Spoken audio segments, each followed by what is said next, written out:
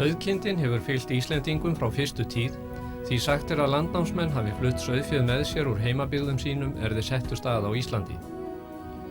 Ullin af íslenska sauðfénu var ómetanlegt hráefni fyrir Íslendinga í aldaraðir. Hún var einkum notuð til að vinna úr henni fatnað.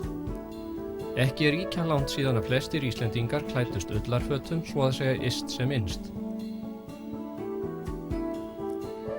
Á grunnskólunum að Eiðum og Hallormsstað unnu nemendur með íslenska ull í sérstöku þemaverkefni. Þau fengu að kynnast áhöldum og handbrögðum sem notuð voru við ullarvinnu áður fyrr og prófuðu að vinna ullina allt frá reifi til spunnins þráðar. Sú vinna er einu nafni nefnd tóskapur eða tóvinna.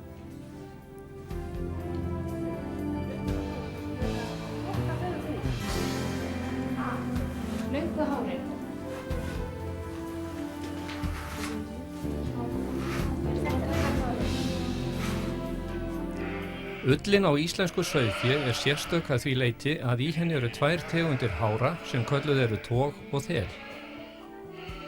Toghárin eru löng, fremur gróf og oft gljáandi, en þelhárin eru stutt, fíngerð og mjúk.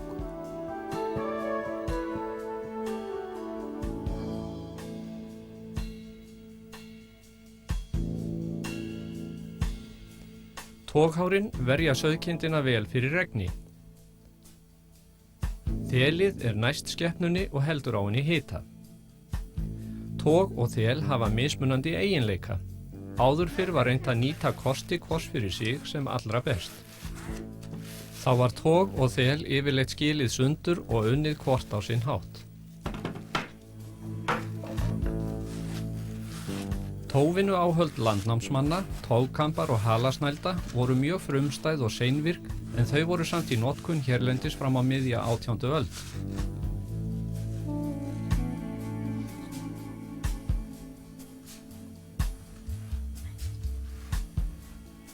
Kambar eru notaðir til að kemba ullina áður en hún er spunnin í þráð. Íslenska halasnældan er sett saman úr 3 hlutum. Sífölu trépriki, svonefndum hala, snældusnúð á enda halans og litlum krók, hnokka, á snældusnúðnum eða á hala endanum. Með innréttingum Skúla Magnússonar miðja 18. öld komu til landsins ný tóvinnu áhöld, rokkur og þelkambar.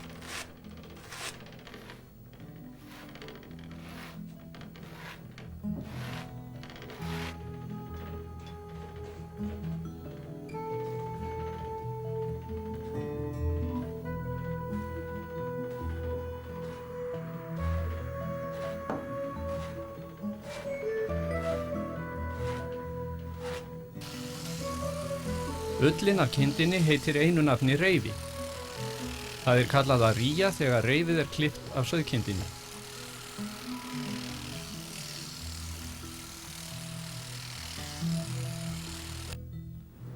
Núna er íslenska ullin að langmestu leyti unnin í stórum verksmiðjum.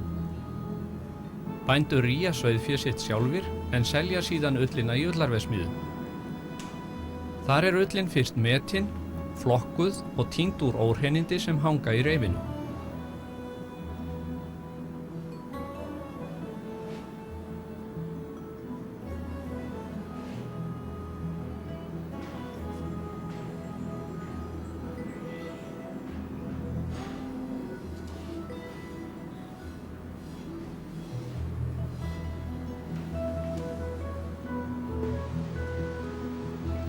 Síðan er ullin þvegin. Ullin fer fyrst í tætara sem losar reifin í sundur. Ullin rennur því næst í gegnum nokkur þvottaböð þar til hún er orðin hrein.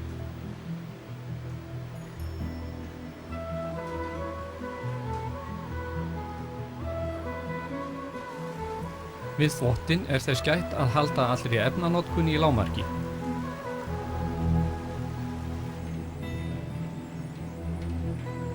Að lokum er ullin þurrkuð í volgum blásara. Meðan ullin var alfarið unnin á heimilum var veturinn notaður til að vinna úr henni. Hófst sú vinna að loknum haustverkum. Allt heimilisfólk lagði sitt af mörkum, jafnt karlar, konur sem börn.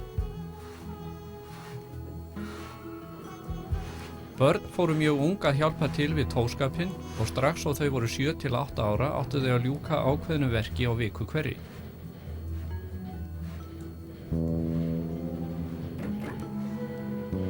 Hinn eina sanna lopapeysa var líklega ekki til fyrr en á 7. áratug þessarar aldar. Lopapeysa er einföld í framleiðslu og fljótunnin. Eiginleikar íslensku ullarinnar njóta sín vel í peysu. Þær eru léttar, mjúkar og mjög hlýjar því ullin er loftmikil og einangrar vel.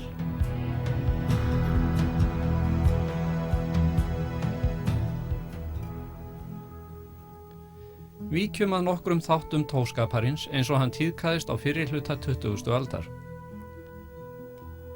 Reifinu er stundum skipt í mátulega litla hluta, svokallaða lagða, og togið er síðan reitt ofan af þelinu. Það er kallað að taka ofan af ullinni. Haldið er þétt þelið þar sem togað er úr og þess gætt vel að þelhnoðrar fari ekki með toginu.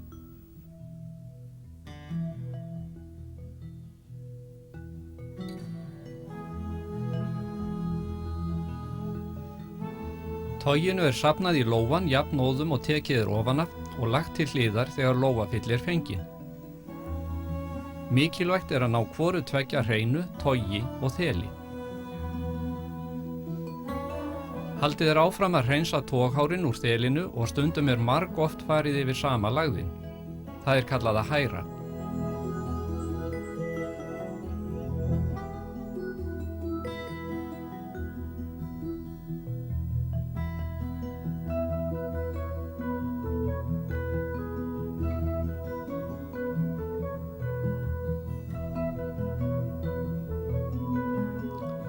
Ef vanda á vel til verksins er þelið stundum lagt í léreftsdúk og bundið þéttingsfast utanum. Þetta er svo látið vera yfir nótt eða jafnvel lengur.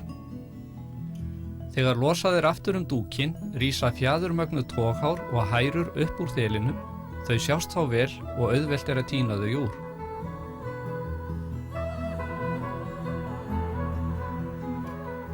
Þegar þelið er orðið hreint er það kembt í þelkömbum. Þelkambar eru alltaf notaðir 2 saman, þeir eru par og eru notaðir hvor á móti öðrum. Stuttu beygðu vírbútarnir á kömbunum eru kallaðir tennur.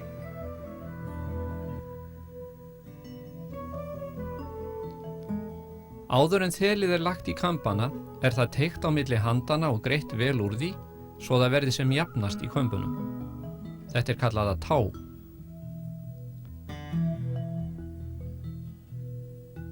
Börn voru oft látin tæja ullina. Best er að hafa ullarlagðin milli þumals og vísifingurs beggja handa og toga hann í sundur.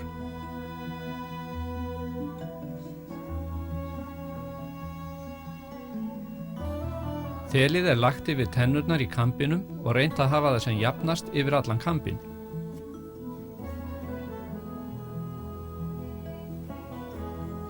Það má ekki vera of mikil ull í kambinum því þá greiðist illa úr henni. Kömbunum er síðan strokið léttilega saman þannig að tennur þeirra nái að snertast. Þannig kembist ullin smám saman úr öðrum kambinum í hinn. Svona er ullin sem nú er kölluð kemba losuð úr kömbunum. Þegar vanda á til verka er ullin tvíkemd. Þá eru kemburnar lagðar saman í vöndul inn í dúk.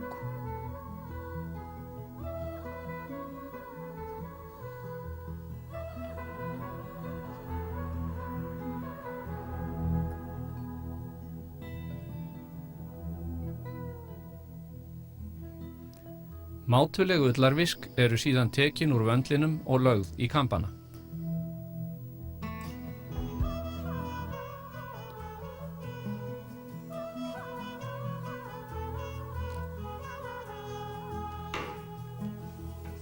Þegar verið er að kemba þarf að gæta þess að leggja kambana ekki þétt saman því þá verður hvert handtak of erfitt. Þetta lærist samt ótrúlega fljótt.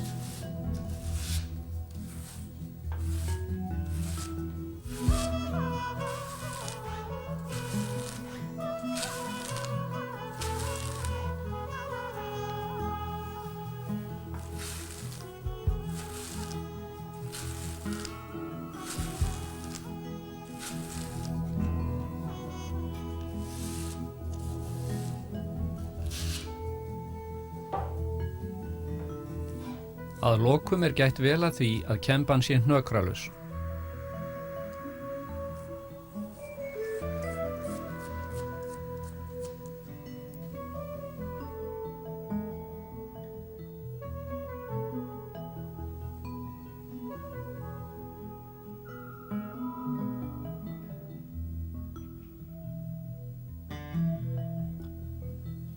Áður en spunnið er úr kembunni er hægt að lippa hana eins og sagt er.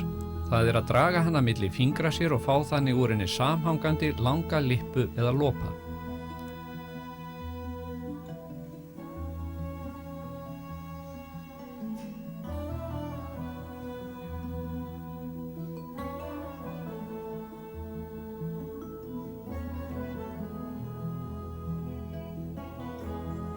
Auðveldara er að eiga við lippuna meðan spunnið er ef henni er vafið lauslega um múlniðinn.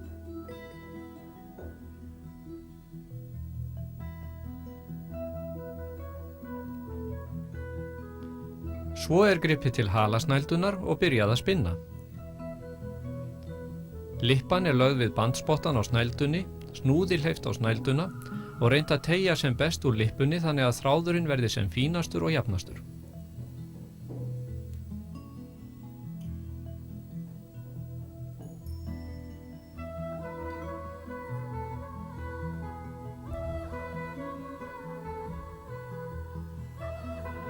Teygt er úr lippunni og jafnað úr hnökrum.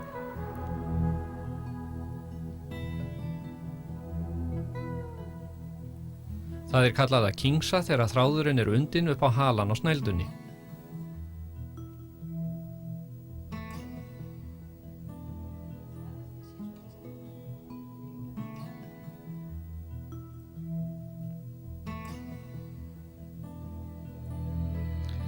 Það er auðvelt að æfa sig að spinna á halasnældu með því að spinna eða tvinna plötulopa.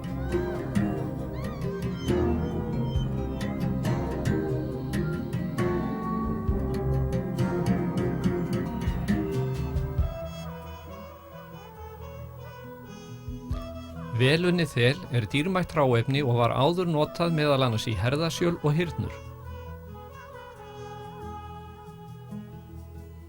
Góðar spunakonur eru sagðar hafa spunnið svo fíngerðan þelþráð að draga mátti prjónað sjal úr þelbandi gegnum giftingarhring.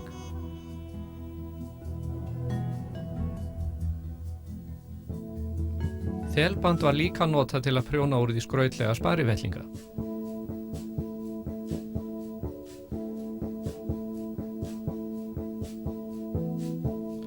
Flestar kindur á Íslandi eru hvítar en töluvert er af mislitu fé sem getur verið svart, grátt eða mórautt. Hluti af mislitafénu er tvílitt, til dæmis svart blekkút. Litirnir á mislitu ullinni heita sauðalitir. Rokkurinn sem barst til Íslands leið og þelkambarnir miðja 18. öld gegnir sama hlutverki og halasnældan. Á hann er spunninn þráður og segja má að hann hafi smám saman leyst halasnældun af hólmi til fíngerðar í spunavinnu.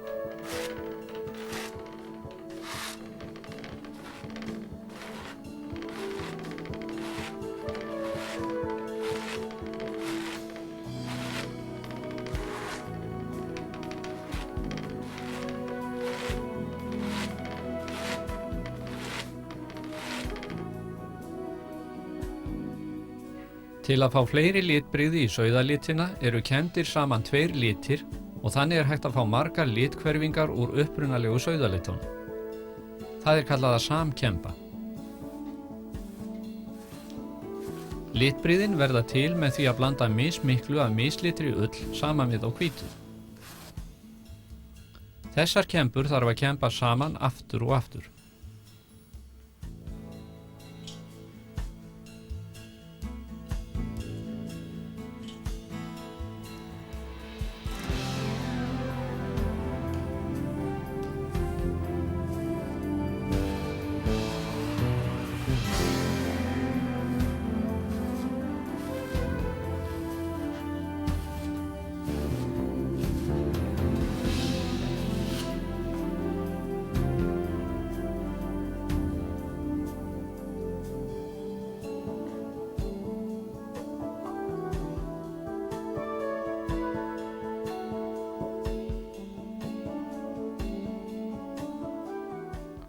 Hægt að vefa fjölbreytilegu ullarefni til fatagerðar þrátt fyrir að eingöngu séu notaðir sauðalitir.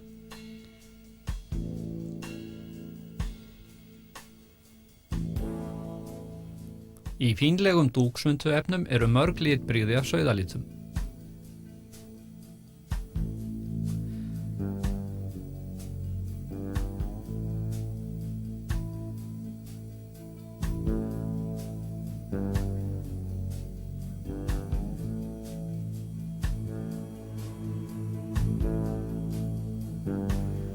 Flestir Íslendingar eiga handprjónaðar lopapeysur, en þær eru líka vinsælar meðal erlendra ferðamanna því lopapeysan hefur öðlast sess sem nokkurs konar tákn fyrir Ísland. Margs konar vörur úr íslenskri ull eru einnig seldar til útlanda.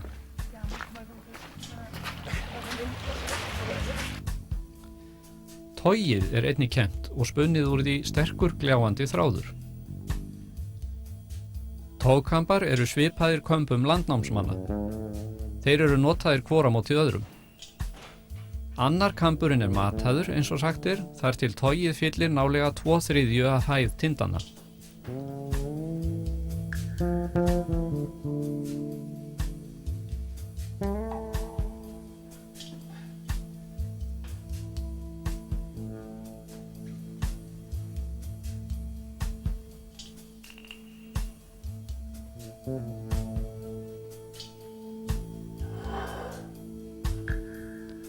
Tindunum á hinum kambinum er stungið niður í togið og það dregið fram.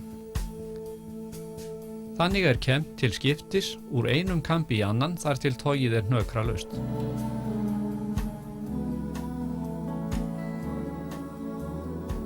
Endað er þannig að jafnt sé í báðum kömbum.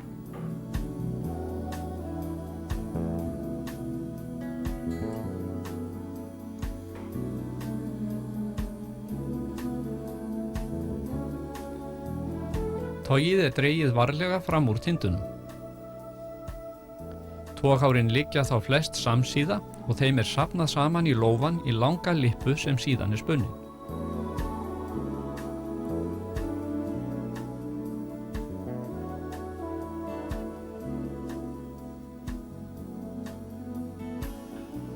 Stundum eru lippurnar sem dregnar eru úr kömbunum lagðar saman í safn eða vöndul og síðan er dreginn hæfilega þykkur lopi úr safninu.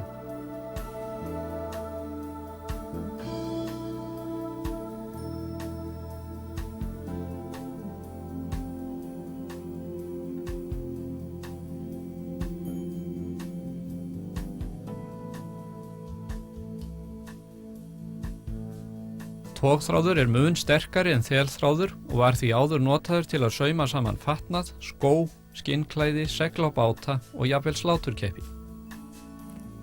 Úr fíngerðum tvinnuðum togþræði voru einnig prjónuð sjöl, svokölluð langsjöl, sem þykja miklar gersemar og eru til vitnis afar vandað handverk.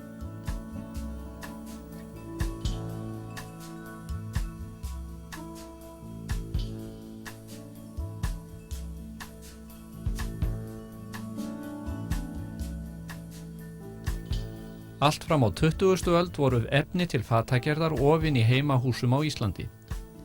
Þetta eru sýnishorn af slíkum fataefnum.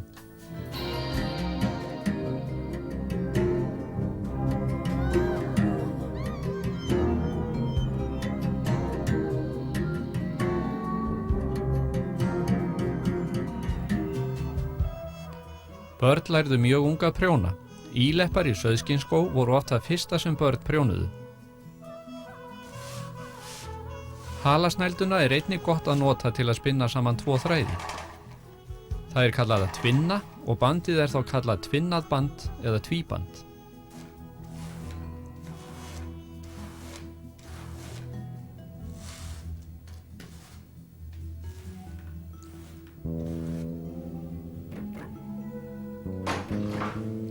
Um 1890 urðu þáttaskil í íslenskri ullarvinnu þegar sett voru á stofn tóvélaverkstæði með vélum til að kemba og spinna ullina.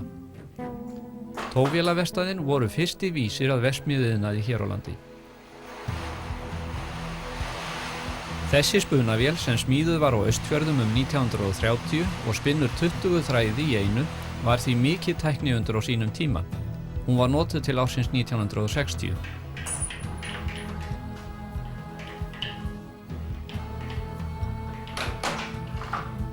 Árið 1900 voru 5 tóvélaverkstæði á landinu.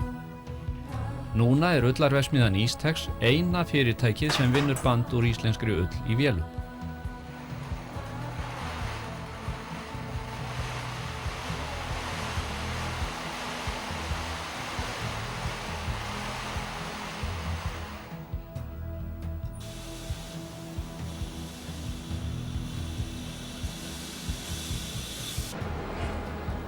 Í nútíma ullarverksmiðju eins og Ístex er ullin kemd í kembivélum sem vinna ekki ólíkt þelkömbum.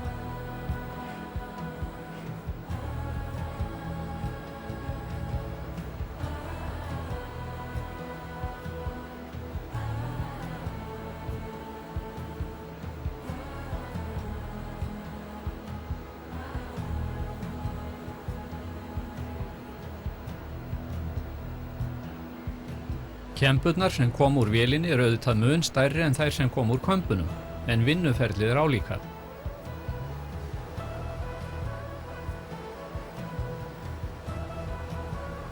Kembunum er skipt í granna þræði, svokallaðan lopa. Lopinn er undinn í plötur og kallast því plötulopi.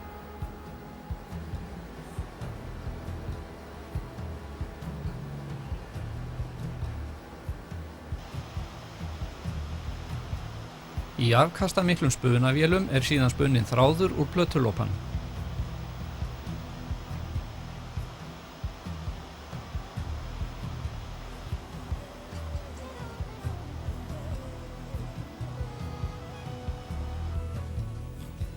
Í ullarverksmiðjum er hægt að búa til margar gerðir af ullarbandi eftir því til hvaða nota það er ætlað. Einungis besta ullin er notuð í handprjónaband.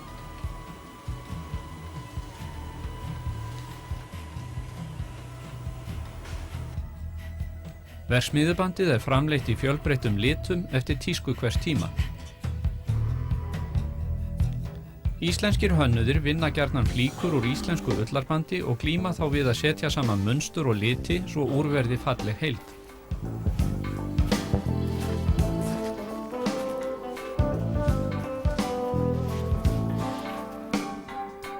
Jurtir voru lengi eina litunarefni sem Íslendingar þekktu og fylgdi jurtalituninni oft mikil dulúð.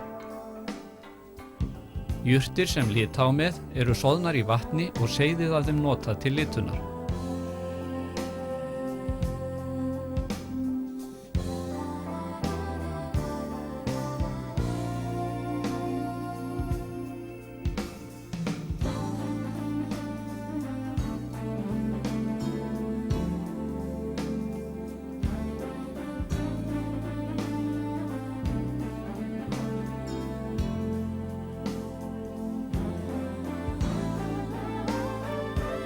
Hægt er að fá marga litatóna úr sama legi með því að láta bandhespurnar liggja mislengi í leginu.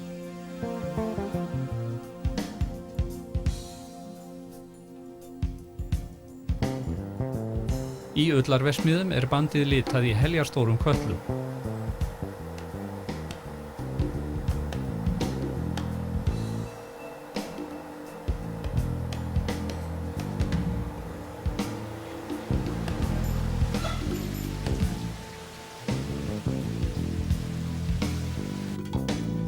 Hér er verið að vefa í kljásteinavefstað eins og landnámsmenn komu með til Íslands.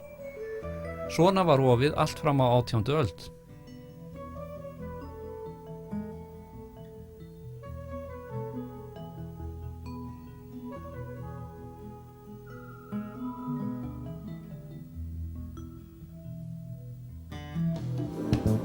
En síðan hefur orðið mikil breyting frá handverki fyrri alda til vélaaldar nútímans.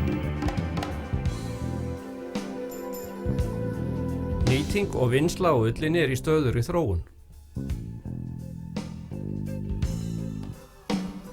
Þrátt fyrir að meginhluti íslensku ullarinnar sé nú unnin í verksmiðjum er vaxandi áhugi fyrir að nýta einstaka eiginleika hennar í vandaða handverksmunni sem oft byggja á gömlum hefðum. Kostir íslensku ullarinnar sem nútíma hráefnis endurspeglast því bæði í fjölbreyttri fjöldaframleiðslu og margs konar nytja- og listiðnaði.